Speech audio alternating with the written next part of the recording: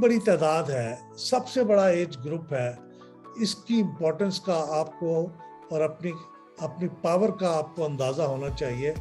आप में से अक्सर लोग इसका अंदाज़ा नहीं करते, लेकिन अगर आप उस पर तब्दीली लाना चाहें तो आप बहुत बड़ी तब्दीली ला सकते हैं।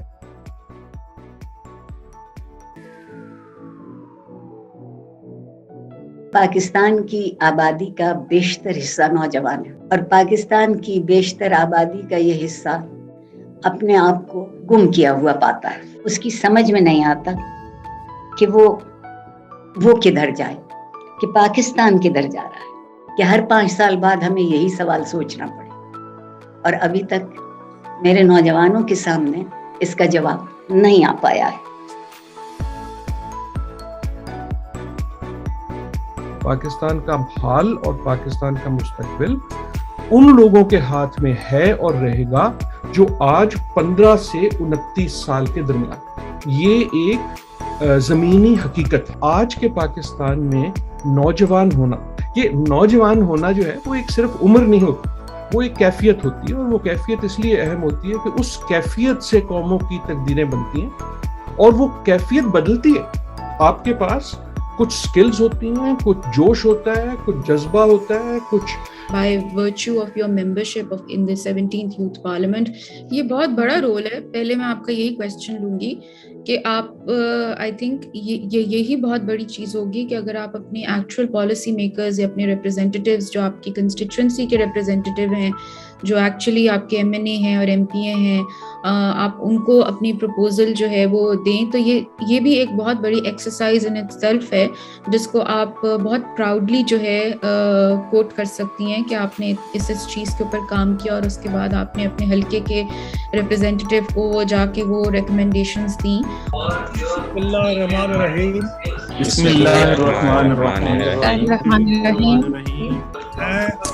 नाम लीजिएगा।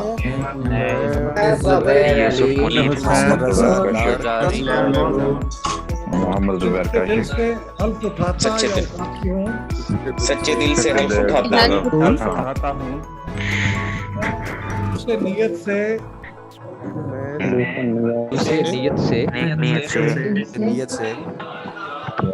पाकिस्तान का हामी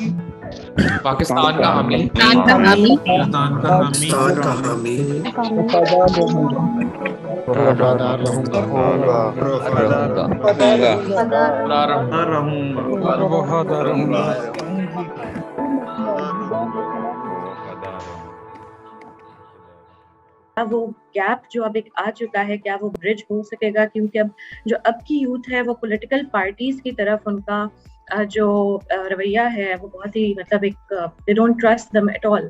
तो ये डेफिसिट कैसे अब खत्म हो सकेगा?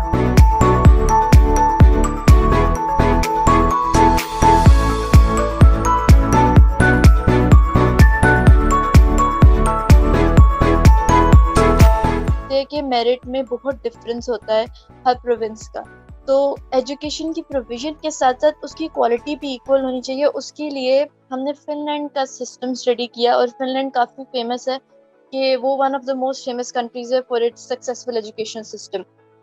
तो अगर आप चाहते हैं कि यूथ के कोई इश्यूज हैं या प्रॉब्लम्स हैं कि हुकूमत उनकी तरफ तवज्जो करे, तो आपको फिर अपना क्लाउड बढ़ाना पड़ेगा। और क्लाउड बढ़ाने के लिए आपके पास अगर पैसे ना भी हों, आप मटेरियली कोई कंट्रीब्यूट ना भी कर सके पार्टियों को, तो भी मजबूर होगी पॉलिटिकल पार्टी आपकी बात सुनने की, आपकी तादाद और आपके वोटिंग टर्नआउट को देखने के बाद। I strongly agree with this resolution.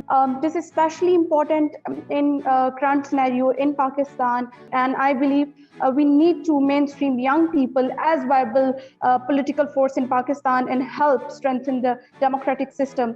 हमारी political parties है वो civic education पे बहुत focus करना चाहिए। Even हमारे जो graduate youth है यूनिवर्सिटी से मास्टर्स एंड बैचलर्स की डिग्री लेके भी उनको ये पता नहीं होता कि हमारे जो फंडामेंटल राइट्स होते हैं वो कौन से आर्टिकल्स हमें वो गारंटी करते हैं। तो इसके साथ साथ सिविक एजुकेशन पे भी फोकस करना चाहिए। कितने अरसे बाद यूथ पार्लियामेंट टाइप का हमें प्लेटफॉर्म मिल रहा है। सो अब ये प्रॉब्लम जो है थ्रू आउट द डेकेड्स हमने क्रिएट किया है देयर इज नॉन पार्टिसिपेशन और डेमोक्रेटिक प्रोसेस से जो है बिलीफ उठ गया लोगों का, तो इस प्रॉब्लम को रीइन्विगोरेट करने के लिए हमें ज़्यादा एफर्ट करनी पड़ेगी। Civic education courses should be a must. University level पे अगर हम इस्लामियात और पाक स्टडीज़ वाले कोर्सेज रखते हैं, कंसिडरिंग कि वो मस्ट हैं, तो इस चीज़ को भी इंश्योर किया जाना चाहिए कि आपके ग्रेजुएट को पता हो कि उस यूनिवर्सिटी से निकल के वोटिंग प्रोसेस में, इलेक्टोरल प्रोसेस में किस तरह से शामिल होना है। कि जो हमारी यंग नस्ल है, जो हमारी यूथ है, उसको किस तरह ट्रेनिंग देने की ज़रूरत है। जैसे हम दुनिया भर में भी देखते हैं पार्लियामेंट के जो अफेयर्स हैं, जो तरीक़ेकार हैं, और वो एक ग्रूमिंग और वो एक सारी तरबियत मैं समझता हूँ यूथ को आपके फोरम से जो मिल रही है। तो पाकिस्तान की एक तारीख भी रही है पार्लियामेंट को लेके। फिर अभी भी आप जो देख रहे हैं, फॉरगेट इट मैं किस पार्टी से हूँ या मैं गवर्नमेंट से हूँ या क्या है, लेकिन पार्लियामेंट का जो इस्तेकाक है, पार्लियामेंट के अंदर जो हम एक बतौर अवामी नुमाइंदा जाते हैं, और वो एक ग्रूमिंग और वो एक सारी तरबियत मैं समझता हूँ यूथ को आपके फोरम से जो मिल रही है।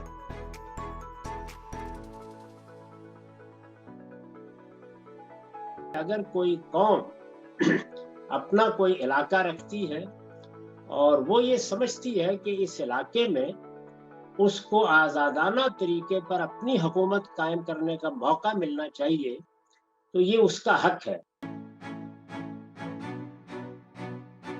ये यूथ है, ये क्यों इतना लाताल्लुक है, क्यों इंडिफरेंट है कि उसके भले की चीज है और वो वोट नहीं देता? तो जरा स्टडी करके बताओ। Knowledge, attitude, behaviour and practice के बीपी सर्वेज हमने कराया, 3 मोटी मोटी चीजें निकल के आई। एक तो बहुत सारे जवानों को ये पता ही नहीं था कि 18 साल की उम्र में वो वोट के लिए एलिजिबल हो जाएंगे। उनको ये तो मालूम था कि 18 साल के बाद वो एडल्ट फिल्म देख सकते हैं, वो 18 साल के बाद ड्राइविंग लाइसेंस लेके वो मोटरसाइकिल चला सकते हैं, जिसके लिए वो एक्साइटेड थे।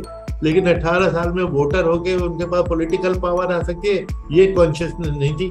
ये हमने उनके दिमाग में डालने की कोशिश की। तो मेरा टेक इस इशू पे ये है कि मैं आखिर अपना वोट क्यों इस्तेमाल करूं जब उसकी कोई दिक्कत ही नहीं। जब मुझे पता है कि मैं जब वोट दूंगी और मैं जिसको भी वोट दूंगी वो जब इस पे नजरे करम खत्म हो जाएगी, वो हटा दिया जाएगा गवर्नमेंट से, तो व्हाई शुड आई वोट।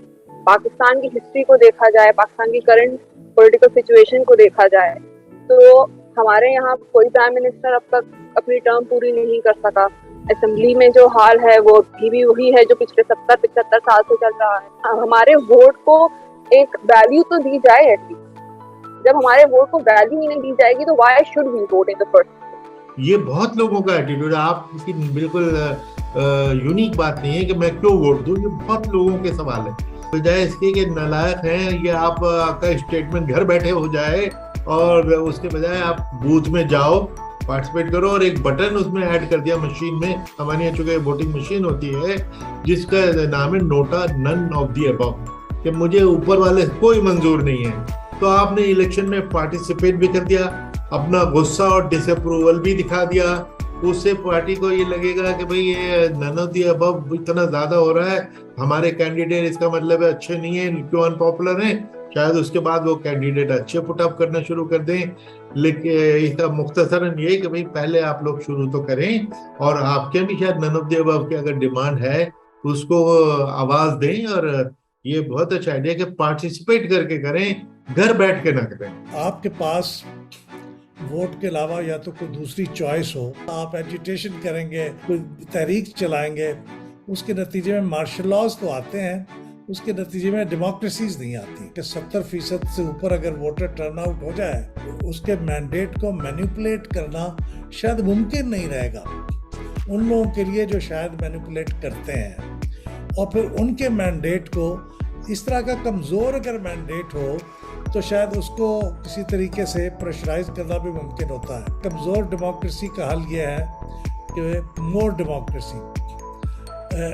इसी तरह से ये जो अगर आप वोटर ट्रस्ट नहीं है और आपके ख्याल में हटा दिया जाता है, उसका फ़ायदा नहीं होता, तो उसका हल ये है कि ज़्यादा तादाद में वोट डालें।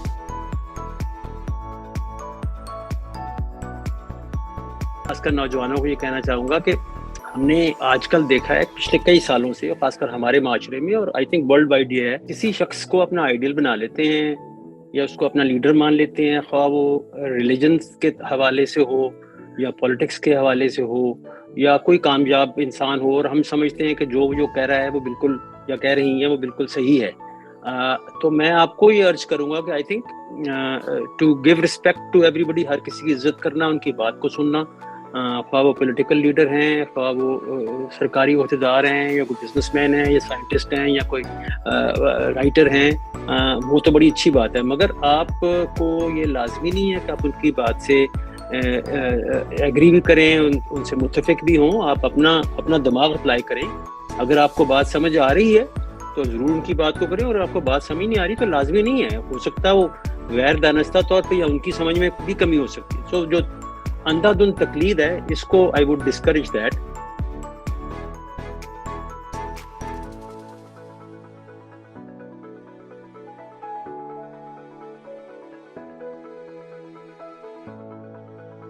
Defined as the ability of a country to finance and implement solutions to solve its own development challenges, which are driven by two factors: commitment and capacity.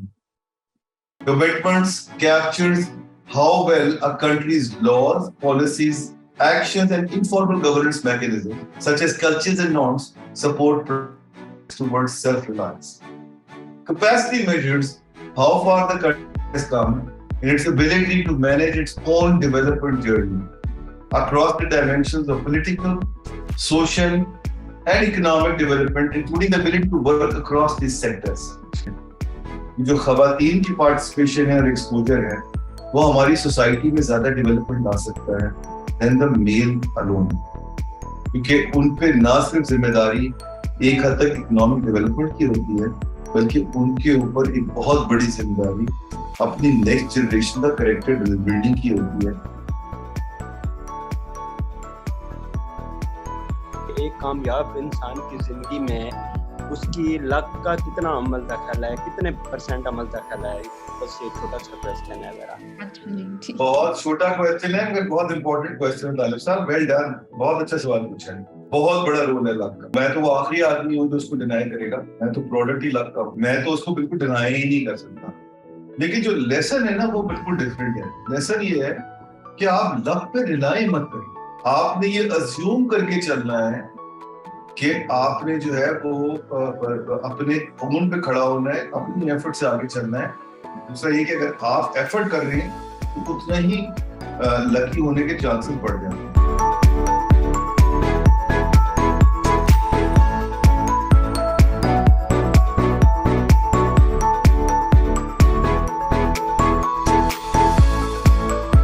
Pakistan के तमाम सूबों और टेरिटरीज के 165 डिस्ट्रिक्ट्स हैं, उसके अलावा वो आज़ाद कश्मीर और गिलगित बल्तिस्तान से भी रिप्रेजेंटेशन है और ओवरसीज पाकिस्तानी की भी रिप्रेजेंटेशन, उनको हमने यहाँ आइडेंटिफाई करने की कोशिश की है, which shows the breadth and diversity of the members of youth parliament.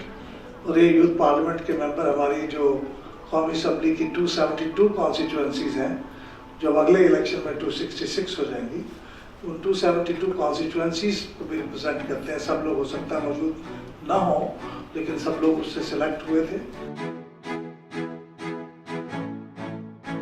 वो एक पोलिंग एजेंट वहाँ बैठा है और काउंट शुरू हो गया। उसके बाद जब रिजल्ट अनाउंस होता है तो वो जो पोलिंग एजेंट बैठे हैं उनमें से जो हार जाता है वो हमसे फॉर्म 45 भी नहीं लेता। फॉर्म 47 वो कहता है कि मैं मुझे चाहिए नहीं, क्योंकि आप लोगों ने धांधली की, मैं जा रहा हूँ। इट डजंट से कि मैं हार गया हूँ या मेरा कैंडिडेट हार गया है, वो वहाँ पे चीजें तोड़ फोड़ बाहर निकल जाता है और बाहर जाके कहता है इन्होंने मुझे फॉर्म नहीं दिया, इन्होंने मुझे रिजल्ट नहीं दिया। गलती किस एंड पे है? तो गुस्से में आया, he did not carry the form that he was supposed to carry, legally bound है वो लेके जाने का। और बाहर जाके पहले उसके लोग खड़े होते हैं, वो ये बात कहता रहता तो रिजल्ट ही गलत काउंट हुआ, हमारा बंदा हारा नहीं थी, result. Election commission of Pakistan जहां भी इलेक्शन होंगे वहां अपना एक डिस्ट्रिक्ट मॉनिटरिंग ऑफिसर डिप्यूट करेगा। जो वायलेशन होती है अकॉर्डिंग टू लॉ उसको नोटिस इशू करता है। और उसे इम्पोज कर सकता फाइन अप टू 50,000। बंदा पॉलिटिशियन है, वो कहता है जी मैं तो 50,000 कोई वैल्यू नहीं रखता, वो दोबारा अगर वायलेशन करेगा तो उसका केस रेफर किया जाएगा इलेक्शन कमीशन ऑफ पाकिस्तान को, और अगर वो वायलेशन करता है तो दोबारा इलेक्शन कमीशन ऑफ पाकिस्तान के पास जब केस आएगा तो उसमें उसकी डिस्क्वालिफिकेशन भी हो सकती है।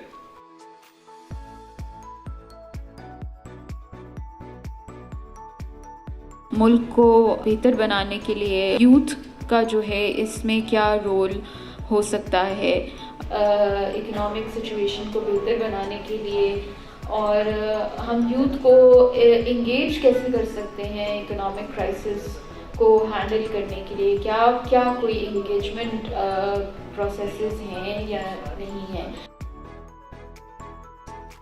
हम देख रहे हैं जिस तरह से हमारा पॉलिटिकल टर्मोइल चल रहा है, उसमें do we need such kind of the economic charter to sustainable और economy.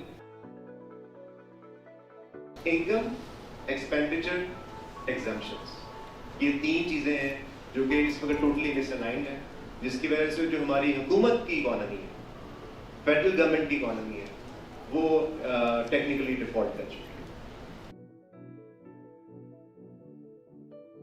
Included in the revival of student unions, members bill in various federating units and territories administered by Pakistan, including AJK, Balochistan, Gilgit-Baltistan, Islamabad, Khyber Pakhtunkhwa and Punjab. अब इसके ऊपर हम voting करेंगे। All those who are in favor of this bill, please rise from your seats, and those people virtually, please raise your hands.